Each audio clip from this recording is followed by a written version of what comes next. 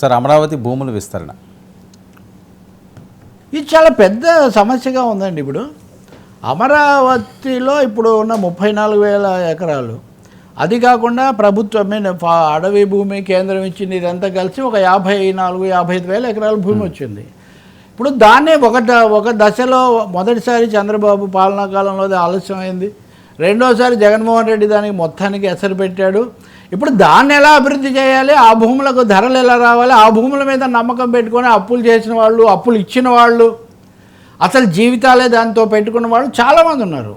ఇప్పుడు మళ్ళీ ఎట్లాగో చంద్రబాబు వచ్చాడు కాబట్టి దాన్ని అభివృద్ధి చేస్తాడు, ఎంతో కొంత కూటమిలో కూడా కేంద్రంలో ఎన్డీఏలో ఉన్నాడు, మోదీ కూడా అప్పు ఇప్పిస్తున్నాడు, ఇవన్నీ అనుకుంటే ఇప్పుడు ఆ భూమిని డెవలప్ చేసి దానికి ధర తెప్పించడం కంటే కొత్తగా ఇంకొక 30,000 ఎకరాలు 35,000 ఎకరాలు తీసుకుంటామని పెద్ద జాబితా ప్రకటించారు. అంటే ఇప్పుడు రేట్ అనేది ఇప్పుడు అంటే మళ్ళీ దీంతో ఒక పరిస్థితి వస్తుంది కదా. ఇదిగోండి మొత్తం 11 గ్రామాల్లో 18,080 హెక్టార్లు, సుమారు 44,670 ఎకరాలు. తుళ్ళూరు మండలం హరిశ్చంద్రాపురంలో గ్రామంలో ఉన్న మొత్తం భూమి 2,429 ఎకరాలు. వడ్డమాన్లో మొత్తం 1,900 ఎకరాలు. పెదపరిమిలో 6,500 ఎకరాలు. ఇట్లా ఇంకా ఉన్నాయి చిన్న చిన్న వివరాలు. సో ఇన్ని వేల ఎకరాలు తీసుకోవటం అంటే ఈ తీసుకునే ప్రక్రియ ఎలా జరుగుతుంది అనేది ఒకటైతే, దీనివల్ల ఇప్పుడు ఇచ్చిన భూములు, వాటి ప్లాట్లు, వాటి రేట్లు అదేమవుతుందని ఒక ప్రశ్న. మీరు నిన్న చూసుంటారు, ఇప్పుడు చాలా ఆసక్తికరంగా ఆంధ్రప్రదేశ్లో ప్యాలెస్ వార్ జరుగుతుంది. Palace war. ఈరోజు సాక్షిలో చంద్రబాబు ఆయన ప్యాలెస్లు ఎక్కడెక్కడ ఏమున్నాయి, ఇక్కడ ఏది జూబ్లీ హిల్స్ ప్యాలెసు, అక్కడ ఆ ప్యాలెసు, ఇంకేదో ఫామ్ హౌస్ అని వాళ్ళు బొమ్మలు వేశారు. సరే జగన్మోహన్ రెడ్డి అంతకుముందు అది ఇక్కడ ఉంటుంది lotus pond palace, Tadepalli palace, Bengaluru palace, వీటన్నిటి గురించి వాళ్ళు వేస్తుండేవాళ్ళు. కానీ నేను అది యుద్ధం చేయనండి, ఎందుకంటే వాళ్ళు ప్యాలెస్లలో ఉంటారు, అందులో పెద్ద పెద్ద భవనాలు, అందులో సందేహం ఏం లేదు. కానీ ఈ క్రమంలో చంద్రబాబు కొన్నటువంటి భూమికి గజానికి 5,000 రూపాయలే పడింది అని ఒక పెద్ద లెక్క సాక్ష్యపత్రిక ఇస్తుంది. అంటే చంద్రబాబు కొన్న భూమి దానికి గజానికి ఎంత పడింది అనేది వాళ్ళు చెప్పి, మరి గజం 5,000 అయితే ఇక్కడ ఇంత డబ్బులు వస్తాయని వాళ్ళది, మీ హయాంలో మొత్తం మూలపడింది కదా అని వీళ్ళు. ఇంకొక మాట కూడా, ఈ 44,000 ఎకరాలు ఎందుకు తీసుకుంటున్నారు అంటే కనుక, ప్రపంచ బ్యాంకు కూడా మేము ఇంత సహాయం చేసి అప్పు ఇచ్చి ఇవన్నీ చేసినందుకు మాకు కావాలి కదా, మాకు కూడా కొన్ని ప్రపంచ స్థాయి పథకాలకో లేకపోతే మాకు నచ్చిన వాటికో కొంత కావాలి, కాబట్టి ఈ భూమిలో కొంత భాగం ప్రపంచ బ్యాంకు కోణంలో కూడా చంద్రబాబు ప్రభుత్వం తీసుకుంటూ ఉంది అని. 44 ఎకరాలు. ఈ ప్రక్రియ ఏమవుతుంది? ఇంకా మూడోది వర్మ సార్, ఈరోజే కేంద్ర మంత్రి నితిన్ గడ్కరీ హైవేలు ఇవన్నీ బాగా డెవలప్ చేస్తుంటాడు కదా, 10 లక్షల కోట్లు కేటాయిస్తున్నాం హైవేలకు అని చెప్పారు. అమరావతి చుట్టూ 1-2 రింగ్ రోడ్లు, ఆర్ఆర్లు, వీటి కోసం కూడా మళ్ళీ కొన్ని 100 ఎకరాల భూమి కావాలి. అవును. సో చంద్రబాబు ఇప్పుడు ఈ భూమి తీసుకోవడంలో ప్రపంచ బ్యాంక్ అవసరాలు, రెండవది కొత్తగా వేసే రోడ్లు, వీటన్నిటి కోసం ఇవేమవుతాయి, ఊళ్ళకు ఊళ్ళు మారిపోతే, అంటే ఉన్నది సెటిల్ కాకుండా ఉన్నదానికి సంబంధించిన ధర కొంత ఒక కొలికి వచ్చిన తర్వాత ఎక్స్ట్రా మనం మాట్లాడాం, ఉపనగరాలు, శాటిలైట్ సిటీస్ అనేవి డెవలప్ చేయడం. మీరు హైదరాబాద్కు, చెన్నైకి, బెంగళూరుకు, ముంబైకి శాటిలైట్ సిటీస్ చాలా ఉంటాయి. ఇప్పుడు కొత్తగా ఆ కాన్సెప్ట్ కూడా వచ్చింది.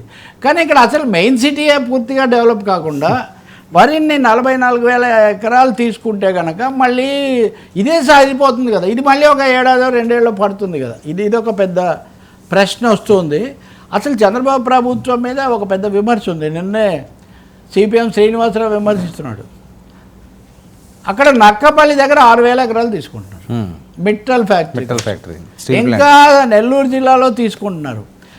ఇప్పటికీ 150,000 ఎకరాలు కార్పొరేట్ల దగ్గర ఉన్నాయి. 150,000 ఎకరాలు. 150,000 ఎకరాల్లో ఎన్ని కంపెనీలు వచ్చాయి, ఎన్ని ఉద్యోగాలు వచ్చాయి, ప్రజలకు ఎంత మేలు జరిగింది, ఈ చర్చ ఏం చేయకుండా ఇంకా కొత్తగా భూమి తీసుకోండి అంటే ఏమవుతుంది అని. ఇప్పుడు అమరావతికి కూడా ఉన్న అమరావతిని అభివృద్ధి చేయడం, మీరు ఉదయం కూడా చర్చించినట్టున్నారు, ఉన్న అమరావతిని అభివృద్ధి చేయడానికి ఒక కనీస ప్రణాళిక వేసుకొని దశల వారీగా అభివృద్ధి చేయకపోవడం గతంలో జరిగిన పొరపాటు. నేను ఏ రోజు అమరావతిని, నాకు కూడా నిజానికి అక్కడ కొద్దిపాటి ఒక ఎప్పుడు 84లో ఇంకా ఈ రాజధానులు ఈ సంబంధించి తీసుకున్న ఒక చిన్న ప్లాట్ ఉంది నాకు కూడా. సో అందుకని చాలామందికి ఉండేది, మా ప్రజాశక్తి వాళ్ళమంతా అప్పుడు ఏదో తీసుకున్నాం, మామూలు చాలా తక్కువగా ఉండేది. డెవలప్ అయిందా సార్ ఇప్పుడు? అవ్వలేదు, అప్పటిదిలేండి అది కూడా కొండవీటి వాక్ దగ్గర ఉంటుంది.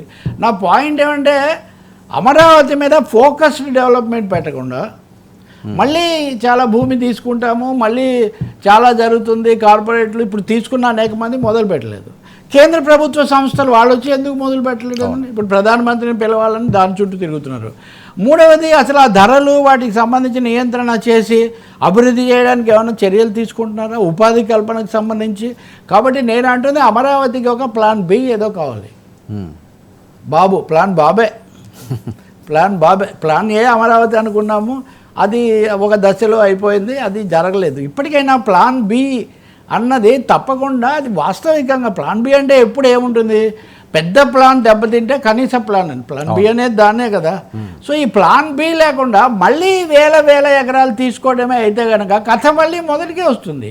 మళ్ళీ భూసేకరణ, దీనికి రైతులు వీళ్ళకి ఎంత రేటు ఇస్తారు, వాళ్ళకి ప్లాట్లు ఎప్పుడు ఇస్తారు, అవి ఎప్పుడు సెటిల్ చేస్తారు? నేను చాలా వాస్తవం, నన్ను తిట్టేవాళ్ళు తిట్టుకోండి సార్, ఎప్పుడు తిట్టేవాళ్ళు తిట్టుతుంటారు, నేను తిట్టేవాళ్ళ గురించి పెద్ద పట్టించుకోలేం. కానీ అక్కడ భూములు పెట్టిన వాళ్ళు, పెట్టుబడులు పెట్టిన వాళ్ళు, కుటుంబాలు తలకిందులైన వాళ్ళు, వీళ్ళందరూ ఎవరో ఇతరుల వల్ల అవలేదు, ప్రస్తుత ప్రభుత్వాధినేతలు చేసిన పనుల వల్లే అయ్యారు.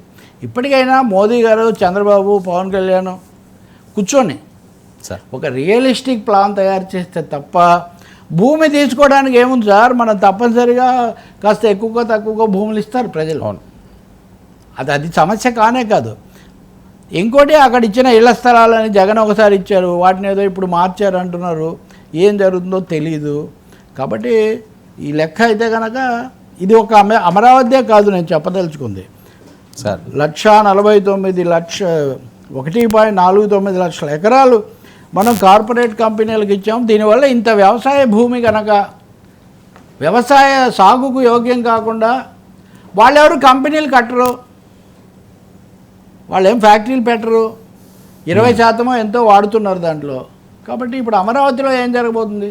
నేను ఇంతకుముందు కూడా చెప్పాను మీకు, టోల్స్ విధించాలి, సెల్ఫ్ సస్టైనింగ్ స్వయం పోషకంగా ఉండాలంటే అక్కడ కొన్ని ఎలా మీరు వసూలు చేసి రాబడతారో చూడండి అని ప్రపంచ బ్యాంకు షరతు పెడుతూ ఉంది.